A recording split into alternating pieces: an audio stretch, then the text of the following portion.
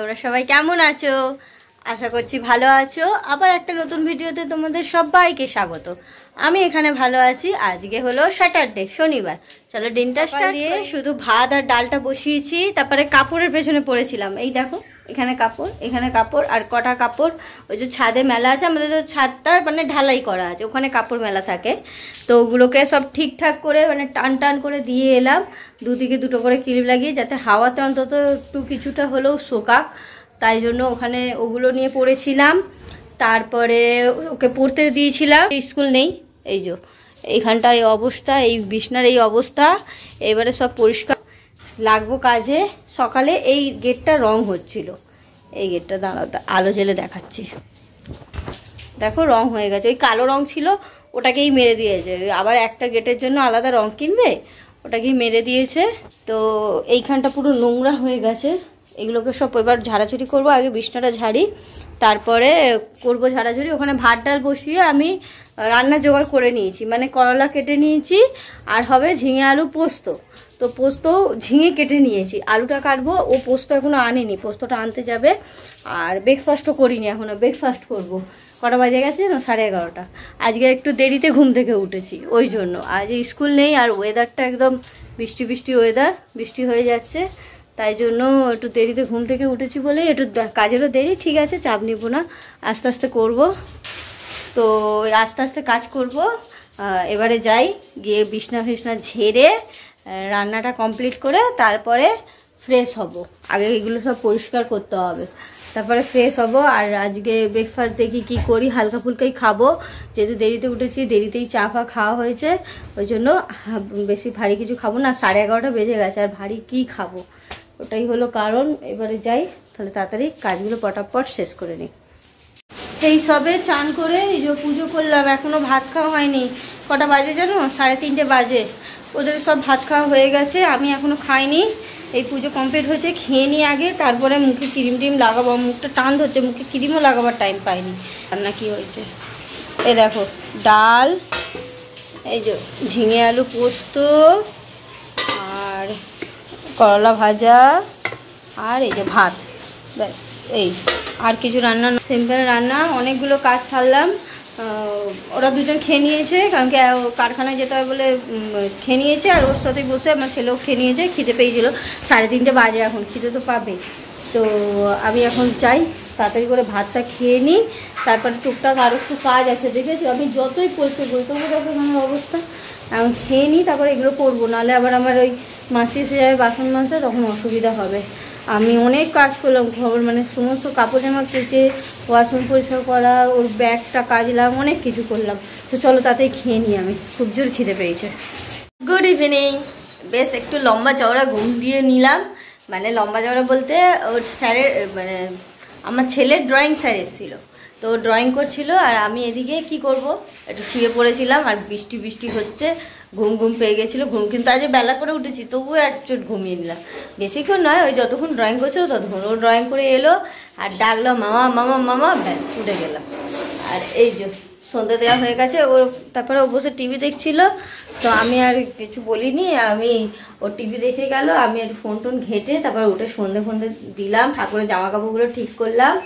তো এসে গেছি এবার রান্নাঘরে, এই বাসন কোসনগুলো গোছাবো, আর একটা রেসিপি বানাবো, আর তোমাদের সাথে শেয়ারও করবো। এই যে সেই বললাম না তোমাদের পেঁপে এনেছে, এটা কেউ খায় না, এটাকে উদ্ধার করতে হবে। আমি এতটা কি একা খেতে পারবো? এটা দিয়ে আমি একটা রেসিপি বানাবো, তো এটা তোমাদের সাথেও শেয়ার করব। চলো এখন জোগাড় করতে শুরু করি। তারপরে এটাকে প্রথমে আগে আমি কেটে নিই, কেটে ধুয়ে নিই, তারপর বাকিটা বলছি কিরকম করবো, আর তোমাদের সাথেও শেয়ার করবো জিনিসটা। এই দেখো পেঁপেটাকে কেটে আমি ভালো করে ধুয়ে নিয়েছি। দেখো ভালো করে কেটেছি, একদম খোলা খোলা, একদম ভেতর দিয়ে দানা ছিল অনেক, সব বাদ দিয়ে ধুয়ে নিয়েছি। এইবারে এই যে গেটার আছে, গেটার দিয়ে পেঁপেটাকে পুরো চাঁচবো। দেখো চেঁচে নিই, তারপর তোমাদের দেখাচ্ছি। এই দেখো আমি পুরো গ্রেট করে নিয়েছি, একদম একদম যত পেরেছি মিহি গেট, মানে যেরকম হয় গেট করে নিয়েছি। আর এতটা রেখে দিয়েছি, এটা বেশি হয়ে যাচ্ছিলো, তাও এটাই মনে হচ্ছে বেশি বেশি আছে। যাই হোক, এ দেখো এখানে পেঁয়াজ কেটে নিয়েছি, একদম লম্বা লম্বা করে, যেরকম পেঁয়াজি কাটে না ওরকম লম্বা লম্বা করে। এবার এইটা এই পেঁয়াজের মধ্যে দিয়ে দেবো। এর মধ্যে সব দিয়ে দিয়েছি। পেঁয়াজের মধ্যে এই যে কেনা আদা রসুনের পেস্ট একটুখানি দেবো, ব্যাস এইটুখানি দেবো, নাহলে গন্ধ বেরোবে, এগুলো ভালো নয়। আচ্ছা, এই যে পেস্ট দিলাম। এবারে দেবো গুঁড়ো মশলা। গুঁড়ো মশলার মধ্যে দেবো, গুঁড়ো মশলার মধ্যে দেবো এখানে জিরে গুঁড়ো, অল্প দিলাম জিরে গুঁড়ো, আর দিলাম ধনে গুঁড়ো,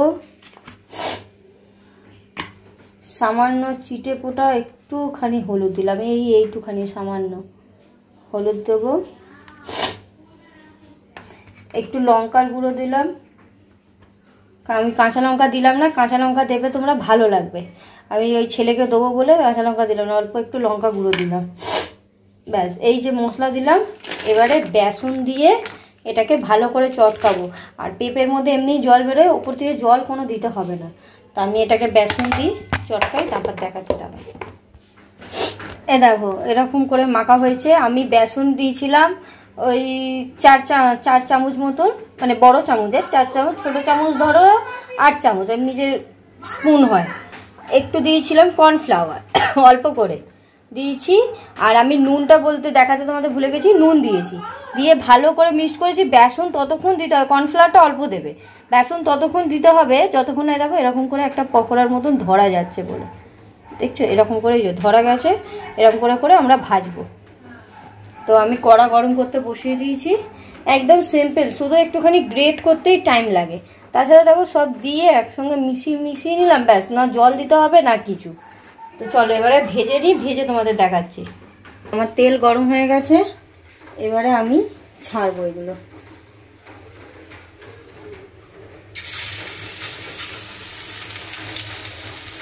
গ্যাস কিন্তু আস্তে করে, নাহলে ওই কাঁচা তো পেঁপেটা সেদ্ধ হবে না, নাহলে কিরকম কাঁচা কাঁচা লাগবে খেতে। আস্তে করে করে একটা একটা করে দিয়ে দেবো।